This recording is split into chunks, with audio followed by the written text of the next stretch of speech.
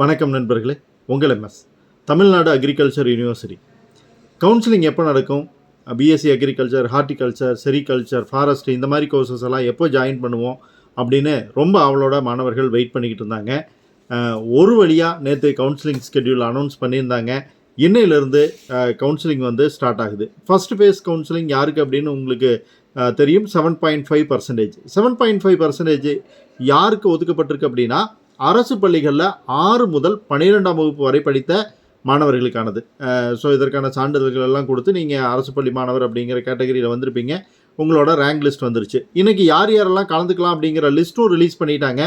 Application number உங்கள் பேர் இருக்கும். நீங்கள் Ctrl F கொடுத்து நீங்கள் உங்களோட அப்ளிகேஷன் நம்பர் அடிச்சிங்க அப்படின்னா உங்களோடது இருக்கா இல்லையாங்கிறத தெரிஞ்சுக்கலாம். அதுக்கப்புறம் ஆஸ் இட் இஸ் சைன்இன் கொடுத்து உள்ளே போய் நீங்கள் வந்து சாய்ஸ் ப்ரிஃபரன்ஸ் ஏற்கனவே கொடுத்தது ஓகேனா அதை அப்படியே வச்சுக்கலாம், இல்லைன்னா சேஞ்சஸ் பண்ணி நீங்கள் கொடுக்கலாம். ஸோ இந்த 7.5க்கான கவுன்சிலிங் தான் வந்து இன்றைக்கு, நாளைக்கு, நாளானைக்கு. ஸோ இந்த ப்ரிஃபரன்ஸ் சேஞ்ச் பண்ணுறதுக்கான சான்சஸ் வந்து உங்களுக்கு கொடுத்துருக்காங்க. 7.5 பொறுத்த வரைக்கும் நீங்கள் தெளிவாக தெரிஞ்சுக்க வேண்டிய விஷயம், என்ஜினியரிங் மாதிரி, மெடிக்கல் மாதிரி, அக்ரிகல்ச்சருக்கும் வந்து டியூஷன் ஃபீஸ், காலேஜ் ஃபீஸ், எல்லா ஃபீஸையும் வந்து கவர்மெண்ட்டே பே பண்ணிடுது. நீங்கள் எந்த விதமான ஃபீஸும் பே பண்ண வேண்டி இருக்காது. நீங்கள் அரசு கல்லூரிகளில் எடுத்திருந்தாலும் சரி, தனியார் கல்லூரிகள் எடுத்திருந்தாலும் சரி, கட்டணத்தை அரசு செலுத்துறதுனால நீங்கள் துணிஞ்சு எடுக்கலாம். ஸோ ஃபேஸ் 1 வந்து ரிசல்ட்ஸ் வந்து 30ஆம் தேதி வரப்போகுது. நீங்கள் இந்த 3 நாளில் சீட் ஃபில் பண்ணணும். ஸோ எனக்கு அக்ரி தான் அப்படின்னு முடிவு பண்ணியிருந்தீங்கன்னா தெளிவாக லிஸ்ட் கொடுங்க. 7.5 பொறுத்த வரைக்கும் ஃபீஸ் கவர்மெண்ட் பே பண்ண போகிறதுனால நீங்கள் ப்ரைவேட் காலேஜுமே வந்து துணிஞ்சு கொடுக்கலாம். பட் நல்ல காலேஜ் எது அப்படிங்கிறதுல தெளிவாக இருங்க. ப்ரைவேட் காலேஜஸை பொறுத்த வரைக்கும் நிறையா புது காலேஜஸ் இருக்குது.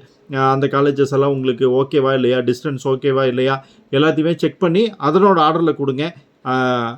கவர்மெண்ட் காலேஜஸில் எதாவது ஆர்டர் பண்ணலாம், என்னென்ன கோர்சஸ் நீங்கள் ப்ரிஃபரன்ஸ் கொடுக்கலாம், எல்லாமே தெளிவாக இருங்க.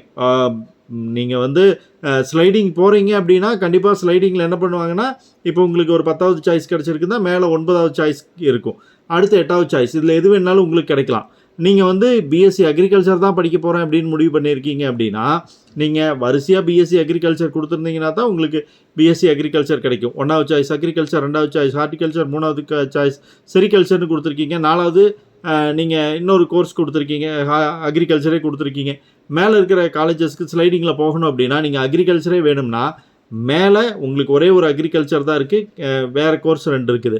அப்போ உங்களால் அந்த கோர்ஸ் எடுக்க முடியாது. ஸோ நீங்கள் அக்ரிகல்ச்சர் தான் அப்படின்னு முடிவு பண்ணியிருந்தீங்கன்னா அக்ரிகல்ச்சர் மட்டும் கொடுங்க. இல்லை எனக்கு கேம்பஸும் முக்கியம், நான் மதுரை கேம்பஸ், கோயம்புத்தூர் கேம்பஸ், இதில் இருக்கக்கூடிய கோர்சஸ்க்கும் போக ஆசைப்பட்றேன் அப்படின்னா அதுக்கு தகுந்த மாதிரி ப்ரிஃபரன்ஸ் கொடுங்க. ஸோ யோசித்து நிதானமாக கொடுங்க. இன்னும் 2 நாட்கள் முழுசாக இருக்குது. அவசரப்பட்டு கொடுத்துட்டு மறுபடியும் தடுமாறக்கூடாது. தகவலை ஃப்ரெண்ட்ஸோட ஷேர் பண்ணிக்கங்க. பிடிச்சிருந்தால் லைக் பண்ணி சேனலை சப்ஸ்கிரைப் பண்ணுங்கள். Bye friends.